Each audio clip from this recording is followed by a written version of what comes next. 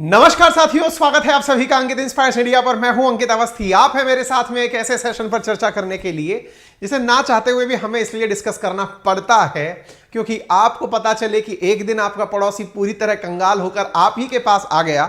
आज जो हमारे यहाँ आतंकी आ रहे हैं, पता चले एक दिन सरकार ही बॉर्डर क्रॉस करके हमारे सामने आकर कटोरा लेके खड़ी हो गई, तो उस समय आप बचने के लिए क्या करेंगे? इसलिए पहले से ही तैयार रहें, सतर्क रहें।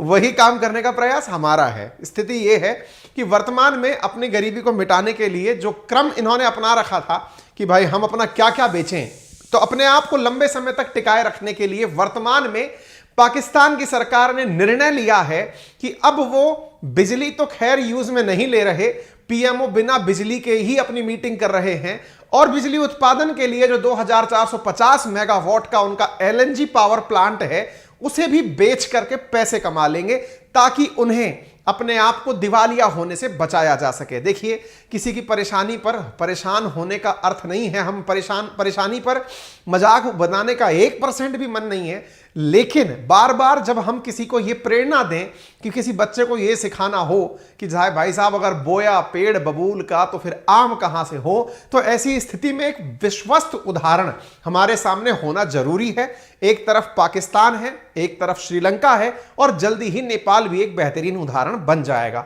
यही सब लेसन आप सबको जानने इसलिए जरूरी है क्योंकि जरूरी नहीं है कि खुद ही गर्म दूध से मुंह जला करके सीखें कि अगली बार दूध में फूंक दे करके फिर पीना है। इसलिए बेहतर है कि आप दूसरों के जले से भी कुछ सीख लें। तो चलिए शुरू करते हैं आपके सामने आज का व्यथा विश्लेषण फ्रॉम सीधा पाकिस्तान। तो साथियों, आपके सामने यहां क्या है तो मैं आपको दिखाता हूं। यहां पर आप एक न्यूज देख रहे हैं, खबर है कल की कि government set to sell LNG plant to Qatar. एक लाइन में इतना सा समझ लो, बिजली उत्पादन के लिए 2450 मेगावाट का इनके पास पावर प्लांट लगा हुआ था, उसे ही बेचने की बात कर रहे हैं। बिजली संकट कितना है इसके बारे में हम पहले भी सेशन कर रहे हैं। हमें कई बार ऐसा लगता है कि हमें पाकिस्तान का इंडियन रिपोर्टर घोषित कर दो, हम पूरी तरह से इनकी खबर निकाल कर लाते हैं। ऐसी स्थिति में साहब इन्होंने अपने पावर प्लांट को बेचने के लिए कतर को बेचने का निर्णय लिया है। ठीक है साहब, स्थिति क्या है वो बताने की ज्यादा जरूरत नहीं होना चाहिए। भले ही लिक्विफाइड नेचुरल गैस से चलने वाला पावर प्लांट बेचने की तैयारी हो, तेल इनकी गाड़ियों के पास भी नहीं है चलने का। एएनआई के हवाले से खबर है कि पाकिस्तान की रेलवे जो है ना, उसके पास केवल 3 दिन की ऑयल इन्वेंट्री बची है, यानी कि 3 दिन तक वो तेल यूज कर सकते हैं ट्रेन चलाने के लिए। खैर कोई नहीं जी, और भी खबर जरा जान लीजिए। जो देश कल्चरली ही सही लेकिन जिनके यहां पर भोजन का जो मुख्य अंश है वो मांस हो, तो ऐसी स्थिति में इनके यहां पर चिकन का जो दाम है वो आसमान छू रहा है। कारण ये नहीं है कि चिकन उड़ना बंद हो गया, मिलना बंद हो गए हैं। मुसीबत ये है कि इनके यहां पर चिकन को खिलाने के लिए जो भोजन चाहिए उसका अभाव हो गया है, 1000 रुपए किलो से ऊपर चला गया है। कलाकारी के हालात कितने हैं वो तो आप लोगों ने इन दिनों काफी ज्यादा सोशल मीडिया पर देख लिए होंगे।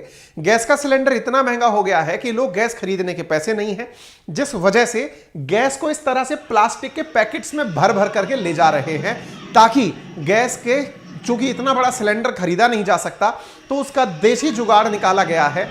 इसके अंदर एलपीजी भर करके घर के अंदर गैस का उपयोग किया जा सकेगा। आसमान में आटा चीनी के दाम सबके आसमान में पहुंच चुके हैं। पॉवर्टी की जो रेट है वो इनकी रेज होकर 35.7% तक चली गई है। इनकी 116 देशों में 92 नंबर पर रैंकिंग आ गई है पॉवर्टी के चलते। इसी कारण से सरकार के वही मंत्री जिन्होंने कभी तालिबान पर भाषण दिया था वो फिलहाल एक भाषण देते हुए फिर पाए गए हैं और उन्होंने कहा है कि all efforts being made to avoid default, हम दिवालिया होने से बचने के लिए हर तरह का प्रयास करेंगे लेकिन आतंकियों को बंद नहीं करेंगे। अगर इन्होंने आतंकिस्तान बनाना बंद कर दिया होता तो आज इनकी स्थिति ये नहीं होती। खैर, इन्होंने ये कहा है कि हम हर तरह का प्रयास करेंगे दिवालिया होने से बचने के लिए। तो आप क्या प्रयास करेंगे? तो प्रयास इनके यहां पर आपको साफ दिखाई देते हैं। गत वर्ष इन्हीं की कैबिनेट ने यह फैसला लिया था कि पाकिस्तान आगे से आने वाले टाइम पर अपने एसेट्स को, यानी अपने सामानों को विदेशियों को बेच सकेंगे। एक इसके लिए बकायदा ऑर्डिनेंस पारित किया गया। ऑर्डिनेंस में यह कंडीशन डाली गई थी कि कोई भी सरकार से यह सवाल नहीं पूछेगा किस देश को क्यों बेचा। मुझे लगता है कि भारत में ऑलरेडी बहुत सारे लोग अपने पैसे के लिए जाने जाते हैं कि उनके पास बहुत धन धान्य इकट्ठा हो गया है, ऐसी स्थिति के अंदर संभव है कि एक आध जना जाकर के यहां के एसेट्स ही खरीद ले तो कम से कम हमारे लिए थोड़ा काम आसान हो जाएगा। पाकिस्तान की कैबिनेट ने जुलाई 24 के अंदर 2022 के अंदर यह निर्णय लिया था कि हम अपने असेट्स बेचेंगे और विदेशी देशों को बेचेंगे, लेकिन किसी को बताएंगे नहीं, कोई हमसे सवाल नहीं करेगा। ऐसी स्थिति में लोगों ने इनसे सवाल करने के स्थान पर न्यूज में यह प्रकाशित करना शुरू कर दिया कि इनकी सरकार एलएनजी के पोर्ट को कतर को बेच रही है। और जब कतर को बेचने की बात आती है तो लोग यहां पर सवाल के इस प्रकार के मीम्स बना बनाकर डाल रहे हैं कि हर सरकार एक ही लाइन बेच पूछ करके कह रही है कि सब बेच दोगे क्या। मतलब सबसे बड़ा सवाल यह है कि आप गरीबी से निकालने के लिए क्या तरीका जानते हैं, क्या सच में सब बेच दोगे क्या। लोगों से यही सवाल बार बार किया जा रहा है। तो एक तरफ चीन का हंसता हुआ चेहरा बताता है कि 2017 के अंदर चीन का कदम पड़ा था पाकिस्तान में ग्वादार पोर्ट पर, और उस दिन के बाद से लेकर अगर आज तक की आप बात करते हैं तो स्थिति यह है कि इनके हाथ में कटोरा आ गया है। जहां जहां देख रहे हैं वहां पर यह कटोरा लेकर पहुंच रहे हैं। दुनिया भर के अंदर ये मांगते फिर रहे हैं कि हमें धन दे दो, हमें धन दे दो, हम बर्बाद हो रहे हैं।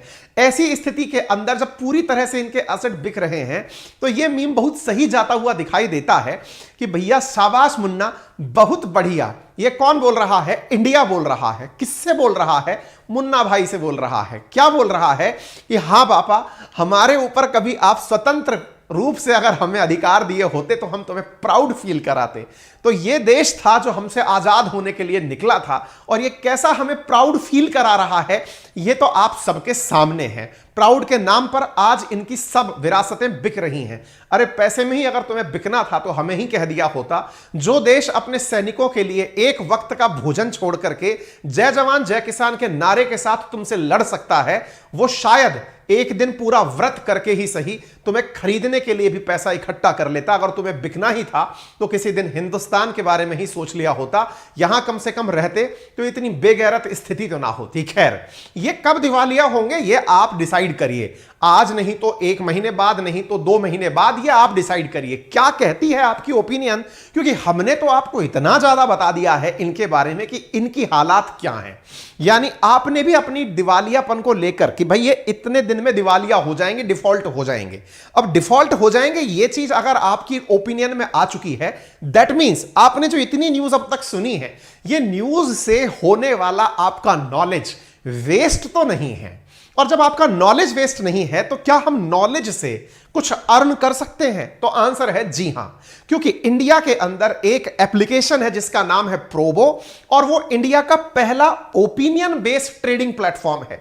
यानी जिस तरह से शेयर मार्केट में आप कंपनी की नॉलेज लेकर अपना इन्वेस्टमेंट करते हैं, वैसे ही दुनिया भर की नॉलेज लेकर के आप किसी दूसरे देश के बारे में कि ये देश कितने दिन में दिवालिया हो सकता है, या फिर ये जो कंपनी है ये कितने दिन में बैंकरप्ट हो सकती है, आपकी नॉलेज से आप पैसे अर्न कर सकते हैं। और उसको करने के लिए करना क्या है, लिंक कमेंट बॉक्स में और डिस्क्रिप्शन में दिया गया है। आप वहां जाइए, आपको दुनिया भर की जितनी भी नॉलेज है उस आधार पर इन्वेस्टमेंट करिए और पैसे अर्न करिए, क्योंकि आपका इन्वेस्टमेंट आपकी नॉलेज से आपको पैसे दिलाने के लिए प्रोबो इंडिया का पहला ओपिनियन बेस्ड ट्रेडिंग ऐप है, जो आपको बताता है कि आपकी ओपिनियन कितने काम की है। जैसे हाल ही में T20 हुआ था जिसमें किसी से यह सवाल पूछा गया था। सवाल क्या है? आप बहुत सारे सवाल दिए हुए हैं, आप जाकर के यहां पर क्रिकेट देख लीजिए, box office, weather, cricket, fun, crypto, covid, news, trending, politics, poll, जिस भी नॉलेज, जिस भी सेक्टर में आपको नॉलेज चाहिए ना,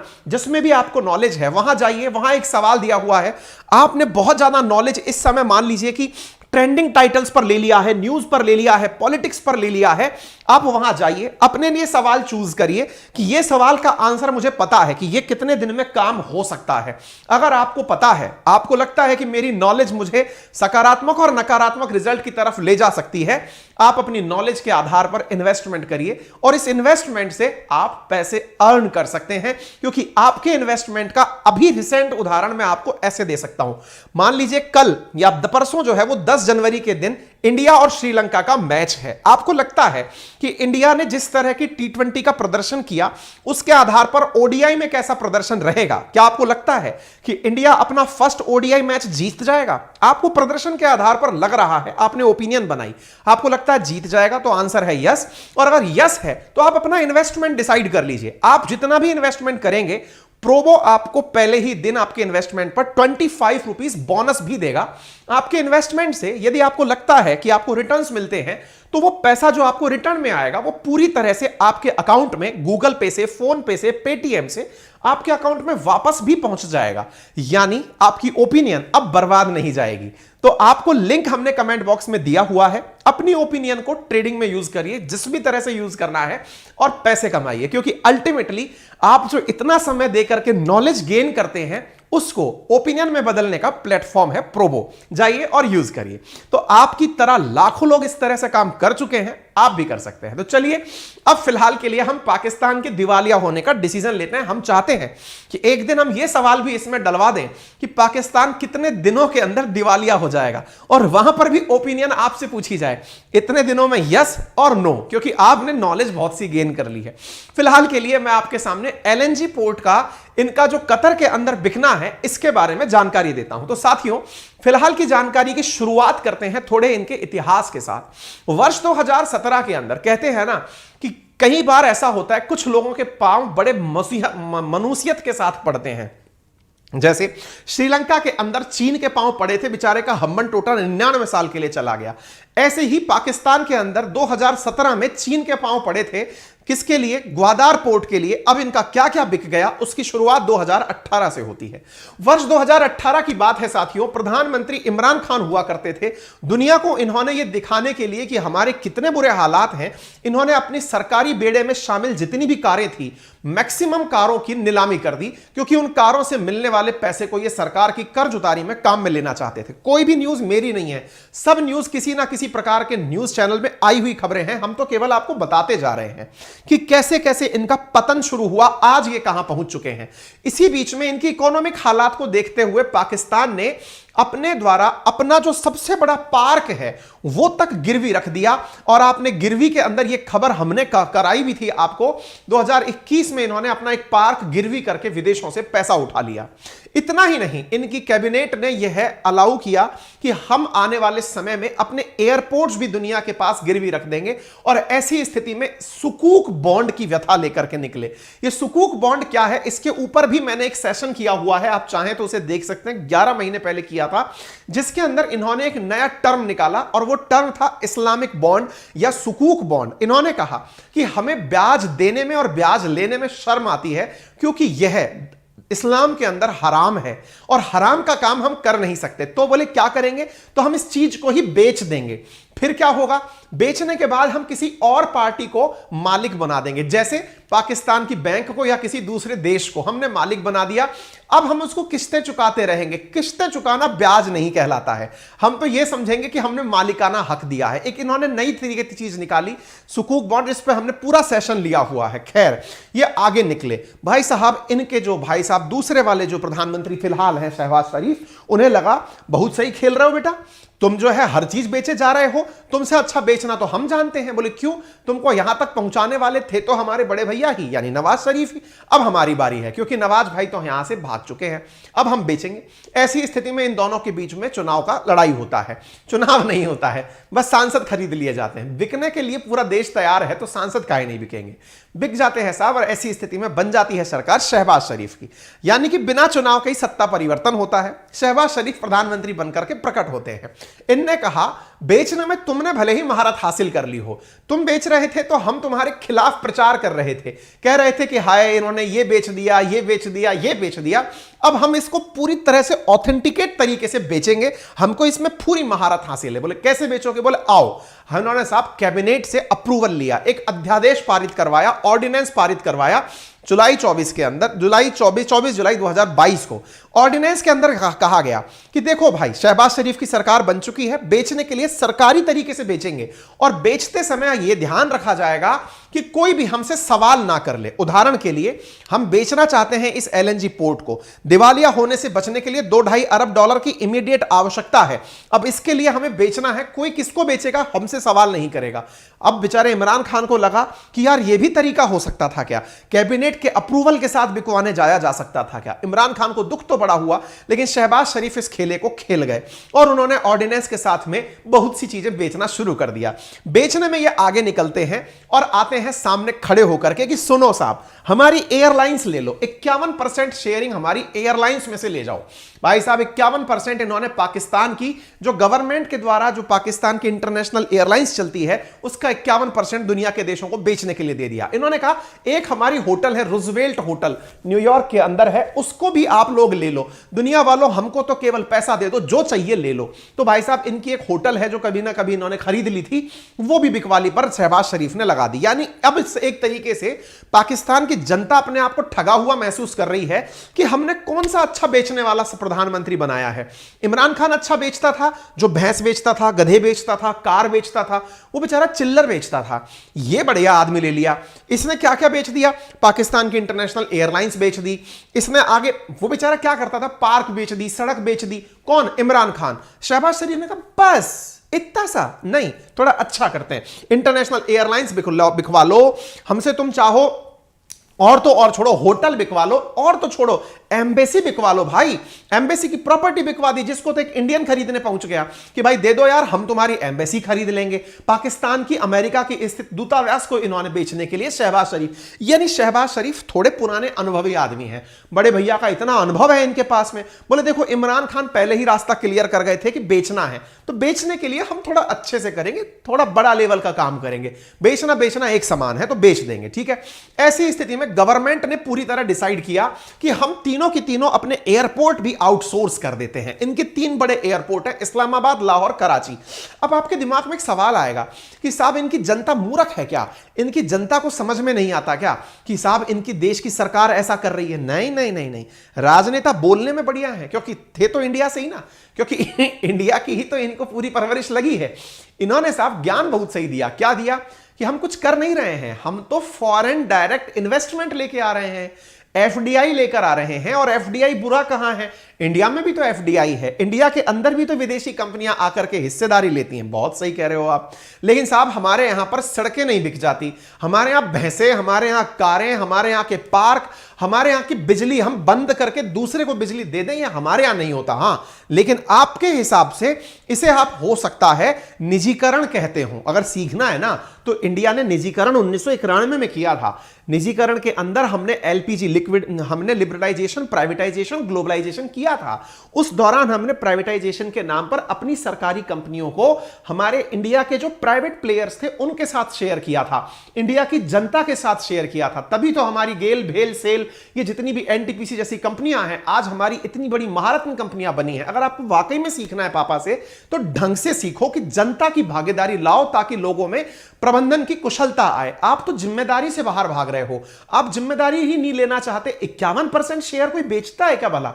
आपको अगर एफडीआई करनी है तो मेजॉरिटी स्टेक अपने पास रखिए, दूसरे के पास आप दे देंगे तो आपके कंट्रोल में क्या रहेगा? पूरा देश आप बेच के चले जाएंगे तो फिर इमरान खान प्रधानमंत्री बन के करेगा क्या? और वो सेना क्या करेगी है, जिसको भविष्य में तख्ता पलट करके सत्ता चलानी है, वो क्या बेचेगी? गजब कर रहे हो तुम। और कल को हम पूरा खरीद दिए तो मारे जाओगे। फिर हमारे साथ मुसीबत इतना नहीं है ना, हमारे साथ पहले चाइना है, वो जो है ना वो पूरा खरीदने के लिए आगे लाइन में लगा हुआ है। खैर कोई नहीं जी, जनता को तो ये अपने लेवल पर सरका रहे हैं, सिखा रहे हैं। एलएनजी का प्लांट कतर के पास कैसे गया तो उसकी कहानी बड़ी इंटरेस्टिंग है साहब। इंटरेस्टिंग कहानी क्या है कि असल में पाकिस्तान की सरकार इस पावर प्लांट को $1.5 बिलियन में बेचने का, प्राइवेट हाथों में सौंपने का प्लान बना रही थी कि इसको प्राइवेट हाथ में सौंप दो कि $1.5 बिलियन ले लो और बेच दो। अब क्या होता है, अचानक शहबाज शरीफ के दिमाग में आइडिया आता है। आइडिया कैसे? आइडिया बोले यार अगर अपन ने अपने ही देश के किसी उद्योगपति को बेच दिया तो अपने देश का पैसा अपने ही देश में रह गया। नहीं नहीं नहीं, ये तो फॉरेन डायरेक्ट इन्वेस्टमेंट हुआ ही नहीं, इसको एफडीआई में कैसे बदलें? बोले एफडीआई में कैसे बदलें? अब महामानव, एफडीआई में बदलने के लिए पहले तुम्हें अपने पास का कुछ स्टेक खुद के पास रखना होता है। बोले नहीं, अपन इसको पूरा बेचेंगे और इनसे बाहर से पैसा लेंगे, विदेशों को बेचो, अपना पैसा तो अपनी बैंकों में ऑलरेडी है, इससे क्या मतलब है। दूसरे देश से लोग पहले ही हमने कतर के अंदर खूब सारा कर्जा ले रखा है, उसको बेचते हैं। अच्छा, इन्होंने अब दिक्कत क्या हो गई, अब जैसे आप में से कुछ लोगों के दिमाग में यह ख्याल आता होगा कि सर जैसे हमारे पास एक प्लॉट है, हमको पता है कि यह प्लॉट कितने का बिक सकता है। आपको आइडिया होता है, सबको आइडिया होता है यह प्लॉट इतने का बिक सकता है। क्यों? क्योंकि आपको खरीदार मिल जाते हैं, वो बता देते हैं भाई साहब इतने का ले लो, इतने का हमको इतने का बेच दो, हम इतने का भाव लगा रहे हैं। गाड़ी, घोड़े, भैंस, बकरी, इन सब का भाव पता चल जाता है क्योंकि खरीदार खूब होते हैं। पावर प्लांट जैसी चीज को खरीदने का खरीदार कहां से मिलेगा? तो इसका मतलब आपको पता कैसे चलेगा कि ये पावर प्लांट $1.5 बिलियन में बेचना है, कम में बेचना है, कैसे पता चलेगा? इसके लिए अब तरीका क्या है, मैं आपको वो बताता हूं। कहानी क्या है ना साथियों, इनको पास भाई साहब इसका अंदाजा कैसे लगे, तो दुनिया में कई ऐसी कंपनियां भी हैं जिनका काम ही ये है कि आपकी प्रॉपर्टी की वैल्यू क्रिएट करके बताती हैं कि ये इतने का माल है साहब, इतने में बेच दो। इनके साथ गजब बेइज्जती हुई साहब। एक कंपनी है जिसका नाम है क्रेडिट स्विस। क्रेडिट स्विस नाम की कंपनी है, ये रही, सिंगापुर की कंपनी है। इससे पाकिस्तानियों ने पूछवाया कि यार सुनो, हम गुपचुप तरीके से हमें बताओ, हम पावर प्लांट बेचना चाहते हैं, ये कितने का बिक जाएगा? क्रेडिट स्विस ने कहा नहीं बताएंगे। अरे यार गजब बात कर रहे हो यार, हम तुमको पैसे देंगे। बोले पुराना हिसाब क्लियर कर दो। भाई साहब इस कंपनी ने अपना पुराना $1.7 मिलियन का बकाया निकाल दिया कि देखो हम ऑलरेडी तुम्हारे बहुत सारे सामान के बारे में बता चुके हैं कि ये माल इतने का बिक जाएगा, इतने का बिक जाएगा। हमारा जो कट बनता है, जो हमारी मेहनताना है, उसको तो दो। तो $1.7 मिलियन का जो सामान है ना, $1.7 मिलियन हमारा कट है, वो तो दो महाराज। तो ऐसी स्थिति में क्रेडिट स्विस से इन लोगों ने काम नहीं कराया, बड़ी टेंशन हो गई। अब क्या करें? तो ऐसी स्थिति में इन्होंने कहा कोई नहीं, आप तो $1.5 बिलियन सेट कर दो, कोई मिल जाएगा तो ठीक है, हम किसी को बाहर नहीं बताएंगे। सरकार ने पूरी तरह से कहा कि हम इसको मतलब ऐसे ऐसे करेंगे कि अपन जनता को नहीं बताएंगे कितने में बेच दिया, हमको पैसे चाहिए थे, हमने बस इसको बेच दिया। ऐसी स्थिति में इन्होंने प्रॉपर तरीके से निजीकरण के बोर्ड के अध्यक्ष को बुलाया और कहा कि देखो ये कहना है कि हमारे देश में कोई खरीदार मिला नहीं, क्योंकि इनके देश में भी तो कोई अंबानी अडानी जैसा आदमी होगा कि भाई अपना देश का माल अपने में रह जाए। बोले ऐसा नहीं कहना है, अपन को कहना है हम गए थे, हमको कोई मिला नहीं, हमने विदेशों को टिका दिया ताकि हमारे पास विदेशी निवेश आ जाए। और इसको भविष्य में क्या कहेंगे आप सोचो, इमरान खान भी कभी भविष्य में कहेंगे कि हम 2022 में पाकिस्तान में LPG रिफॉर्म लाए थे। बोले कैसा रिफॉर्म लाए थे? आप कहेंगे इमरान खान क्यों बोल रहे हो, शुरुआत तो उसी ने की थी ना। जैसे आज हम बोलते हैं कि नरसिम्हा राव सरकार के टाइम पर ऐसा हुआ था, है 1991 में भारत में LPG रिफॉर्म आया था, प्राइवेटाइजेशन हुआ था। पाकिस्तान कैसे कहेगा? इमरान खान के टाइम के अंदर LPG रिफॉर्म आया था, उसमें क्या हुआ था? बोले उस LPG रिफॉर्म के अंदर पाकिस्तान के अंदर गधे बिके थे, कारें बिकी थी और हमने प्राइवेटाइज कर दिया था, हमारे सारे गधे चीन वालों ने खरीद लिए थे, हम तो पूरी तरह से बुद्धिमान बचे थे। और इतना ही नहीं, हमने अपनी सड़कें बेची थी। फिर शहबाज शरीफ कहेंगे नहीं नहीं नहीं ये फर्जी थे, हम बढ़िया वाले थे, ओरिजिनल LPG रिफॉर्म हम लाए थे। बोले आप क्या लाए थे? हमने अपनी होटल बेची, हमने अपना एयरपोर्ट बेचा, और तो और हमने अपने प्राइम मिनिस्टर ऑफिस की बिजली बंद करके 2460 मेगावाट बिजली उत्पादन वाला, हमने मेगावाट क्षमता वाला LNG का पूरा पूरा पावर प्लांट बेच दिया।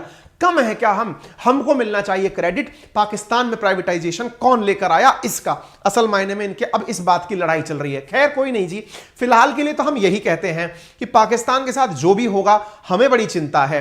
कारण यह है कि फिर हम कितना सस्ते में खरीदेंगे। हम में से, आप में से कुछ लोग ऐसा ना हो जाए कि हम खुद ही चैरिटी कर लें, गुरुजी एक काम करिए, सब मिलकर के अपन ना थोड़ा थोड़ा पैसा इकट्ठा कर ही लेते हैं और कुछ ना कुछ तो इनका खरीद ही लेते हैं, सस्ते का मरे का माल है, जल्दी मिल जाएगा। खैर इनकी तरफ से इनके पाकिस्तान के आर्मी चीफ फिलहाल के लिए सऊदी अरब की विजिट पर गए हैं, इकोनॉमिक क्राइसिस को काउंटर करने के लिए कटोरा लेकर के, यानी कि ये भी पहुंच गए हैं कि सर कुछ हो सके तो हमारा देख लो।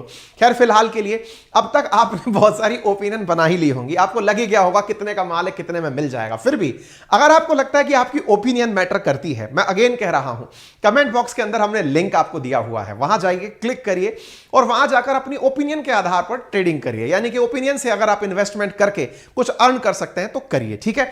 यहां पर आपके सामने ऑप्शन यह है कि यदि आप पहली बार इस पर एनरोल होते हैं तो आपको 25 रुपए का बोनस प्रोवो खुद देता है। फिलहाल के लिए इतना ही। जानकारी पसंद आई हो तो इसे जरूर लाइक करें, सेशन पर नए हैं तो चैनल को जरूर सब्सक्राइब करें। फिलहाल के लिए इतना ही, धन्यवाद।